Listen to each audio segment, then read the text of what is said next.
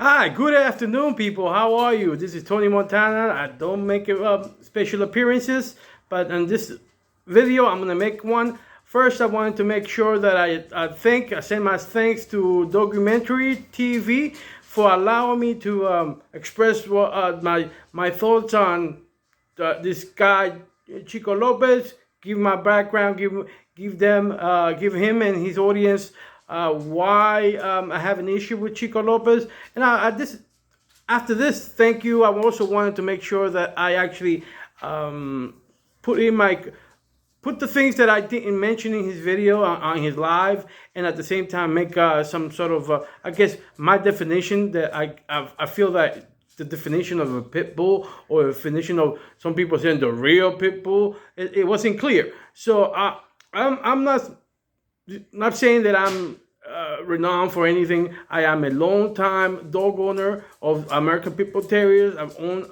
game bred for a very long time. I've been around the block. I've known people in different layers of the fraternity, and basically, this is what I eat and sleep. This is the dog. The American Pitbull Terrier is what I do for when I have chance. When I'm not working or sleeping or anything, I'm American Pitbull Terrier dealing. So I love it.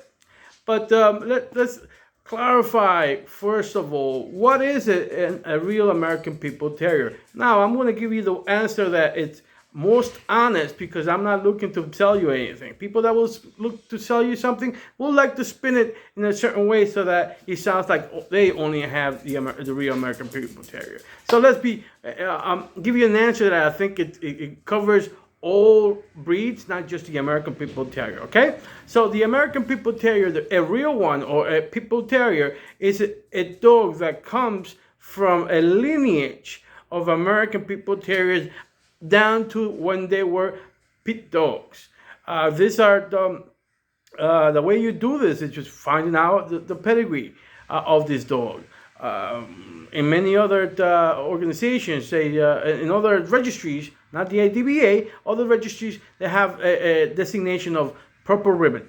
Purple ribbon in those designations that UKC has it for dogs that can prove their lineage seven generations down. Now, the American Pitbull Terrier should be able to do it a lot further than that. A lot further than that, because otherwise, for us, one dog out of the lineage corrupts the whole thing. It destroys the pedigree. So a dog needs to be from lines, from dogs that come from dogs that come from dogs that come from dogs that are known to be coming from game bred, or at the time being back when it was done game dogs or fighting dogs at that time.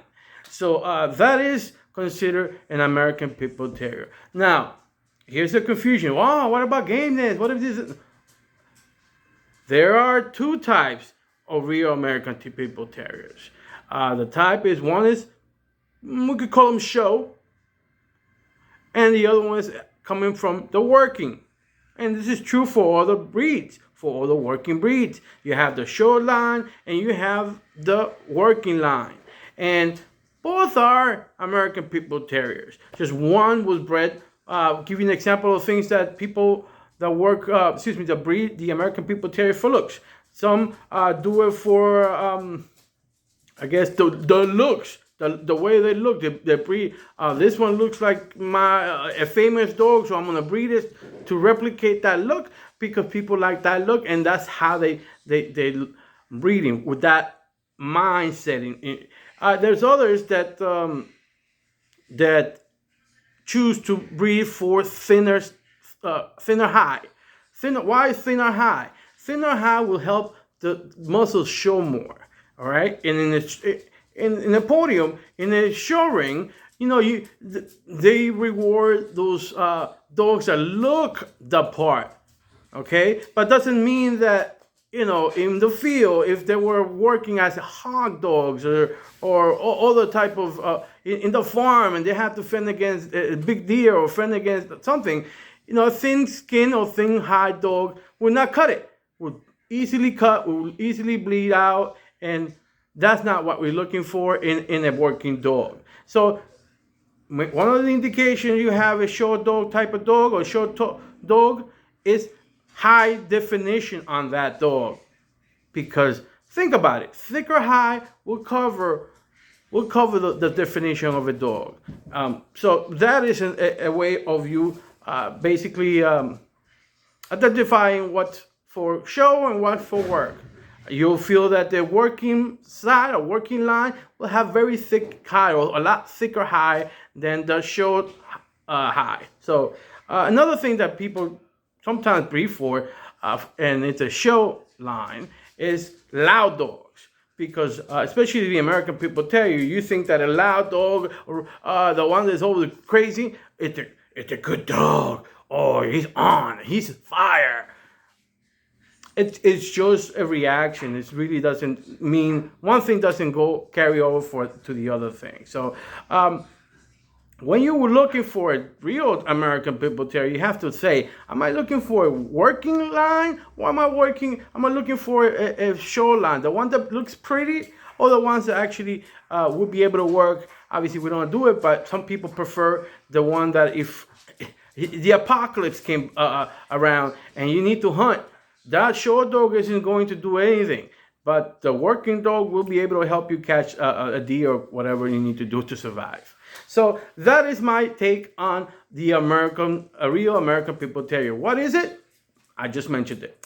Now, I also want to tackle the thought of Chico Lopez having a bloodline. I guess I missed mentioning about the bloodline, so I'm going to mention it here on mine.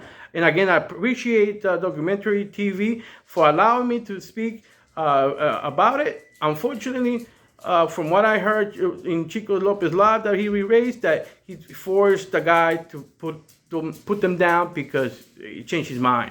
Chico likes to be able to control the narrative, be able to control all the moving parts. He is not he's not willing to address things in a public, open forum because he knows he can't control it. So I want to make sure that people that want to be open and want to be have the information from all sides know what I'm telling them. Normally don't put my face on it.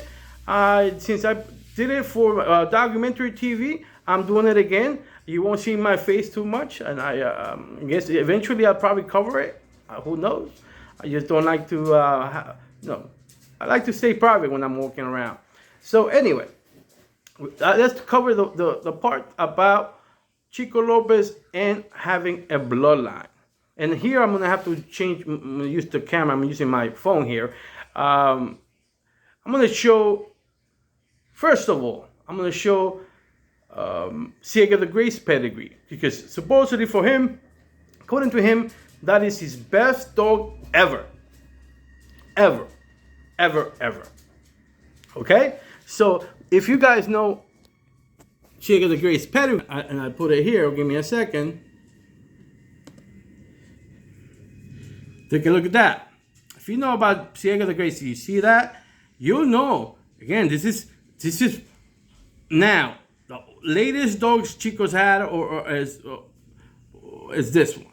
All right, the best dog she's ever had, and this wasn't decades ago. This was very recently. She died about almost a year ago. And take a look at this. 50%, obviously father and mother. 50% of this breeding that created Ciega the Gray has nothing to do with Chico Lopez. Okay, so 50, and does this qualify as a Chico Lopez dog? If 50% of the dog doesn't have nothing to do with Chico Lopez, and let's take a look at this. Let's look at this other 50%. Now, this 50, that's 25 and 25. Get it? This is the parent. These are the parents of Gasolina. Let's take a look at Damien. Again, once again, this is wrong. He should not be here because he did not breed the dog. He did not do anything other than buy the dog when the dog was old, breed it, and free some sperm, and that's all he did about that. Okay, and obviously it was so I would say 25% of this is not his. It was bought. So 75% of this dog is bought. And here we can debate about this, but I'm gonna give it to him. just because I feel sorry. So I would say 75% of this Ciega the Great dog is not his. Just 25, and I'm just giving it to him because I'm still disputing this.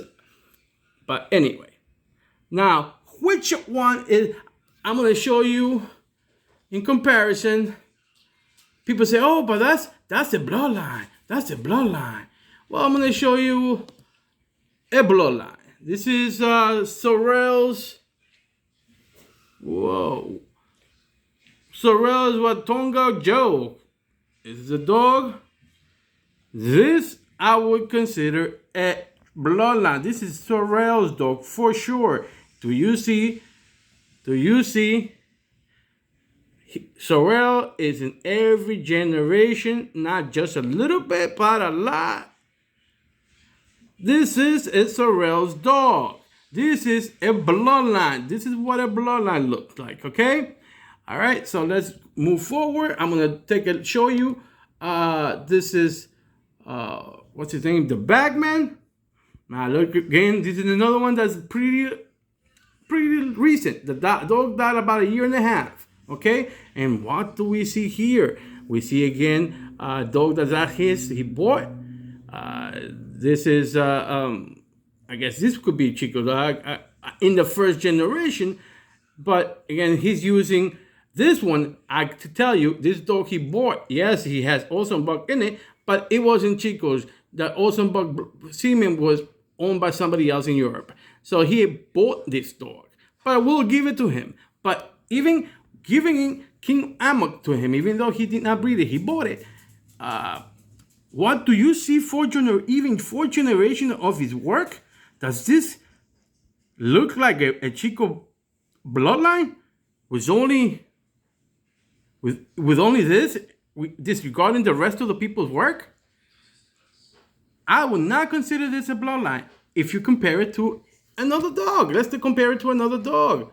Let's compare it to what else are we gonna compare it to?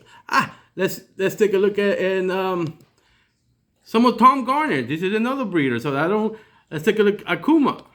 Let's take a look. These are studs that this guy has. This is a breeder that's been around. Take a look at the pedigree. You see Garner's name all over the place in 4 generations, and I'm sure backwards you will see more generations of it.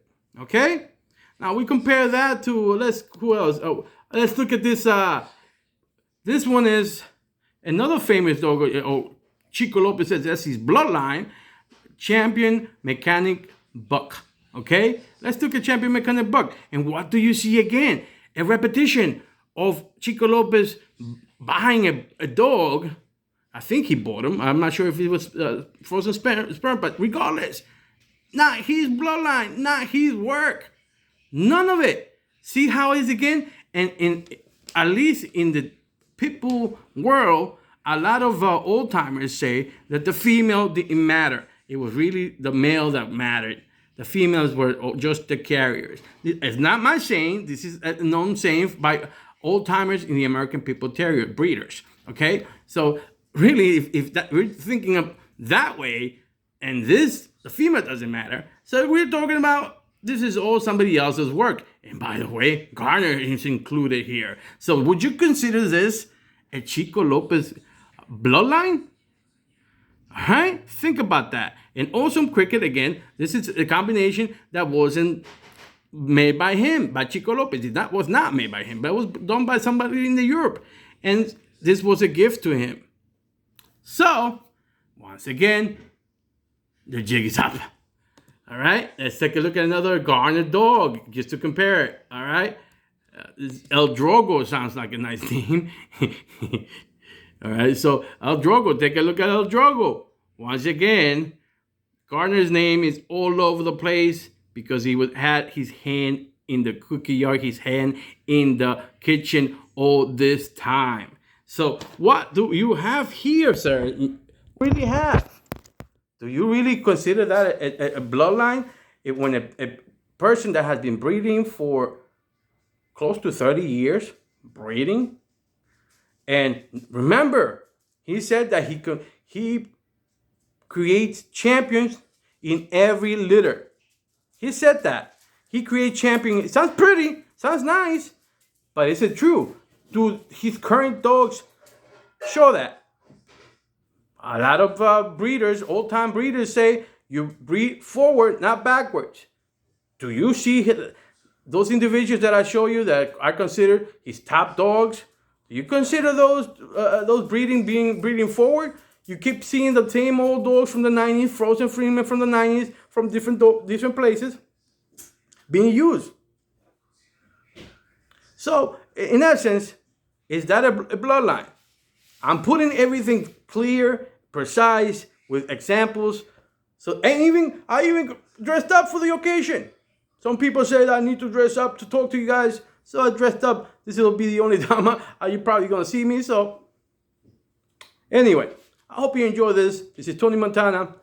Until next time.